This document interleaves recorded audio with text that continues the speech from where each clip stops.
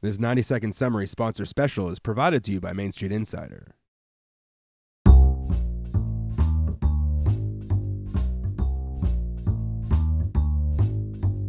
I recognize that bills are there to negotiate when you have party splits and differences. But I really think that a lot of people in the Republican Party would rather see all of these programs fail if it means that the president's going to be looked at in a positive light.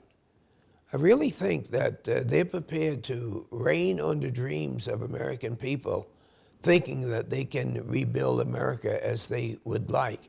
And even though I'm fully aware that most Republicans and conservatives don't feel this way, the Tea Party has enough resources to determine whether a lot of Republicans are defeated or whether they're reelected. And it's abundantly clear now that we're moving into the presidential election as we see them just turn back. Our plea for jobs, whether they're construction jobs, or they're jobs for education, and whether they're jobs that are, whether they're ideas that are created to put America back to work. Quite frankly, I don't have conversations with members of the Tea Party, and I don't think they want a lot of conversations. Their campaigns have been really anti-government, even sometimes anti-Republican. And their deep-seated emotional feelings against the president and sometimes the Congress doesn't really allow for intelligent discussions. I mean, it is true. If you see what this president has inherited, besides the war, besides the deficits with the banks failing, with the housing industry failing, anything you get out there, how in the world could you make stimulus a bad word? Says stimulus doesn't work. That's inconsistent if you're trying to stimulate. What they're trying to say is that they don't want any spending for anything. And whatever spending that you had, notwithstanding that it saved the fiscal industry of the United States, they just dismiss that. And so if you're talking about investing in something that's going to last for a lifetime, and you put thousands of people to work, they can say what they want as long as we have a 9.1 unemployment. No, it did not solve our problem, but it didn't mean that it did not reduce the problem we would have had. I don't know what they say about the car companies in Detroit. That is a miracle if I've ever seen one.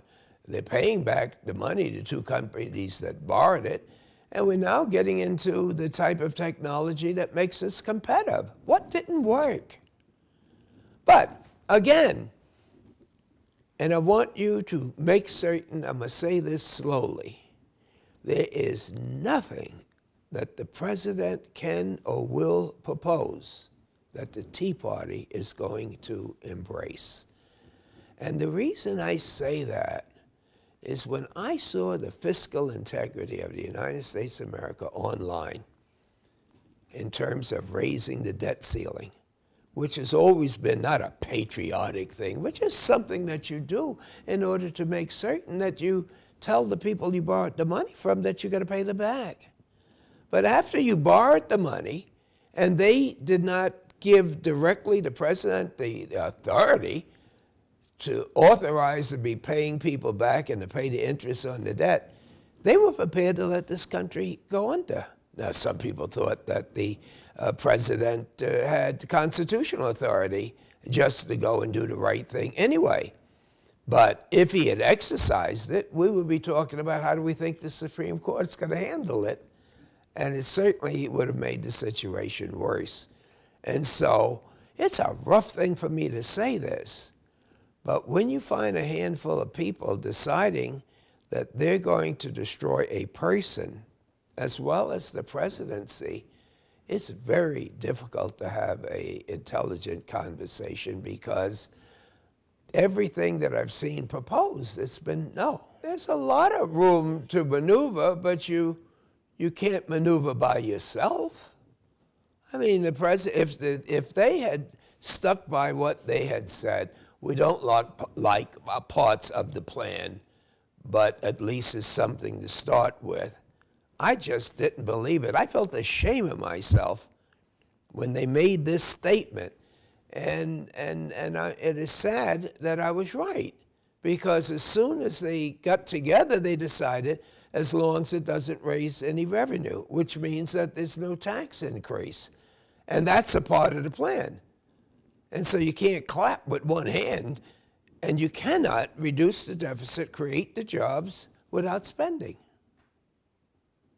But, you know, Senator McConnell said very early on, their priority is not saving the economy, it's getting rid of Obama. They're making it a hate type of thing, the whole campaign. If you listen to the candidates that aspire to replace President Obama, as an American, I feel embarrassed that the whole world believes that that's the best that we can do. I really do. And when people applaud a governor for the number of executions that he's had, and the fact that he has no problem in sleeping because one of the people, or more than one, may have been innocent, as we found that to be the case, and he jokes about it, and the audience that likes these people applaud. Or when a hypothetical, say that a 30-year-old kid has no health insurance and has a life-threatening situation, and the people say, let him die. People that think and operate like that, it's a contagious thing. And once, you know, I don't want to compare them to some other hate groups, but there are a lot of groups that start off talking about religion and the right thing, and then once they start putting their list out there, it's their way, right or wrong, and that's what we're faced with now. A lot of Republicans are afraid that they would look moderate in their districts, and these people are prepared to eat their own.